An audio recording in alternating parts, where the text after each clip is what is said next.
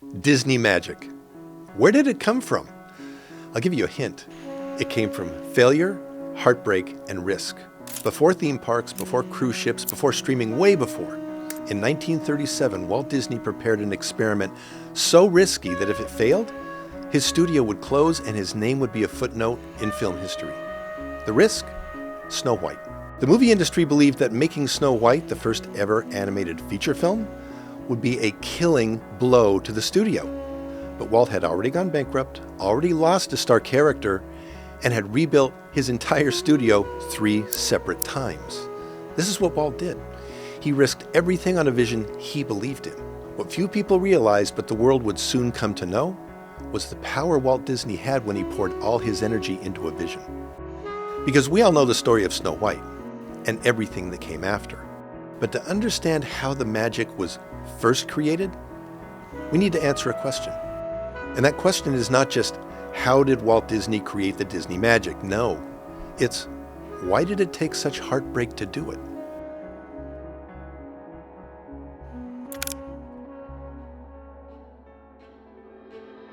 Disney magic. What is it? Magic suggests accident, lightning in a bottle luck, once-in-a-generation genius. But Walt Disney didn't casually stumble into magic. He designed it, step by step, into a system that would create the magic over and over. We see it in films, theme parks, cruise ships, and in our favorite characters. And some of the biggest companies in the world bring their versions of that magic to us in unique ways. We feel the magic because Walt designed it, and he learned how to do that through experiments, a lot of failures, and one loss so severe it nearly ended his career before he even started it. Because before Walt created the magic we know today, something had gone very wrong. It's 1923, just down the street from the brand new Hollywoodland sign on Kingswell Avenue in Los Feliz. In the back of a small neighborhood print shop, 2 brothers rented a back room and hung a simple sign. The Disney Brothers Studio. Walt had just moved to Los Angeles after he went bankrupt at his Laugh-O-Gram studio in Kansas City. So he came to Hollywood with his brother Roy by his side, the determination to get his new studio off the ground, and a short film under his arm, the first Alice comedy. It was here, in Hollywood, with Alice, that Walt Disney was ready to start over. But he was determined to make audiences believe in his characters as much as he did. And so he got started, right through this door. The Alice comedies followed Alice, a live-action girl exploring a cartoon world. Artists would animate their cartoon characters around a real human performer, and it was meticulous work. 2 productions for every short, a live-action film, an animated film, then a seamless combination of the 2 to create the illusion you see on screen. For the next 4 years, the Disney studio produced Alice comedies. The results were charming. Distributors loved the revenue, and audiences fell in love. But Walt noticed they didn't fall in love with Alice. They fell in love with her cartoon sidekick, Julius the cat. Walt recognized that if animation was ever going to grow up and generate the kind of emotion he wanted audiences to feel, then it would be the drawings and not the live-action characters that needed to take center stage. But to take that risk, Walt needed more space. A lot more. Welcome to Walt Disney's legendary Hyperion Studios. It was just 10 blocks down the street, and at almost 3 acres, it was massive compared to the back office of a print shop. But Hyperion was still a tiny studio compared to the sprawling 110-acre Warner Brothers lot just over the hill in Burbank. This is the place where Walt and his team revolutionized every major tool in modern animation. And it was here that Oswald the Lucky Rabbit was born. Working with his most gifted animator, Ub Iwerks, Walt created the elastic, mischievous, personality-filled rabbit. Oswald could do anything. He leapt across rooftops, changed shape, played tricks, and chased adventure. With Oswald, audiences began to recognize a personality emerging from within the cartoon character. The Oswald films were a breakthrough. Walt had discovered how to bring a character to life with personality, and audiences loved it. He believed he'd finally solved the problem he'd been chasing since Kansas City, an animated character that could stand on its own and hold an audience's attention.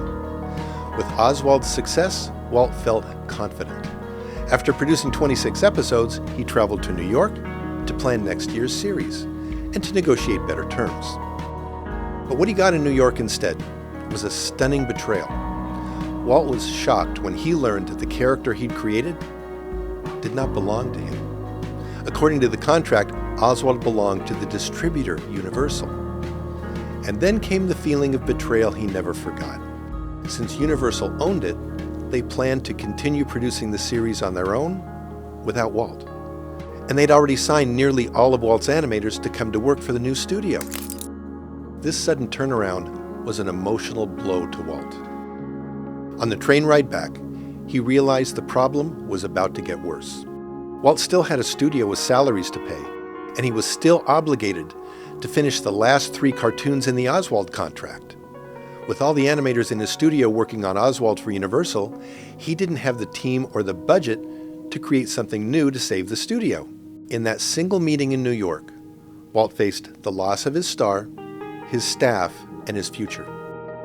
He knew the cartoons worked, but the business, again, had not. He needed a new character and a new series. So on the train ride across the country in March 1928, Walt quietly sketched out the future of the company. He created character concepts, and this time, he would make sure that everything he created would belong to the studio. Mortimer Mouse. No. Walt's wife Lillian smartly renamed him Mickey. Mickey Mouse was born from loss, but with the help of iWorks, Walt was determined to transform that loss into success. UB worked in secret in a small room away from the Universal animators. In that room, UB iWorks single-handedly drew hundreds of drawings every day for weeks. Within a month of losing Oswald, Walt had a new star in 2 new cartoons, Plain Crazy and The Galloping Gaucho, and both were failures. Distributors refused them for 2 reasons. First, they thought Mickey was too similar to Oswald. And second, the cartoons felt outdated in an industry that was rapidly transforming with sound, and Mickey Mouse was silent. Yet again, Walt recognized what he needed to do. If Mickey, and by extension his career, were to survive, he was going to have to rebuild Mickey from the ground up for the new medium of sound. That meant increasing his production budget, which meant borrowing money he didn't have, to spend on a new film using new processes and new technology to create something no one had ever seen before. Walt's team worked with musicians and engineers to create a method to time animation to music. The result was Steamboat Willie, the first sound cartoon. But the cartoon didn't simply have music and sounds playing with animation. It was more intentional. Instead, music and sound would react with the animated world. For the first time, a cartoon character whistled, danced, and reacted in perfect rhythm with the music. Audiences fell in love with Mickey, and distributors quickly realized his potential. Walt continued producing Mickey Mouse cartoons for the next 2 years, and by 1930, Mickey Mouse had rescued the studio from collapse, and the company was financially stable for the first time. Plus, Walt could work with the assurance that he owned everything he created. Steamboat Willie turned a cartoon character into a global celebrity, and Walt had discovered something even larger than a successful film. He discovered a pattern. When precise animation, story, music, and new technology were carefully synchronized to bring a character to life, audiences didn't just observe the action, they felt the heartbeat of a personality. What began as a character to save the studio became a business model for delivering emotional engagement. Animation, story, and technology worked together, protected by ownership, and expanded through merchandising and licensing. Mickey's popularity funded new artists, better equipment, and continuous experimentation. Walt had given characters personality and sound, but he began to recognize the weaknesses that stood between his characters and the audience's belief in them. First, the animation looked like an artificial world. Black and white figures moved across black and white flat drawings. They entertained, but they didn't yet inspire belief. So in 1932, Walt brought full-color animation to the big screen with the short film Flowers and Trees. This was the first 3-strip Technicolor cartoon, and with it, Walt won his first Academy Award. But more important than the award was the effect. Walt had added color, mood, atmosphere, and emotion that cartoons never had. But for Walt, even color wasn't enough. He wanted depth, real dimension. And to create that effect, he needed a completely new kind of camera. Instead of photographing artwork on a 2D tabletop, they separated the images into large layers, foreground, middle ground, and background, and filmed them from above, nearly 2 stories above. Walt's team designed the multiplane camera with layers of art and animation that moved independently. To test the process, Walt produced the Old Mill.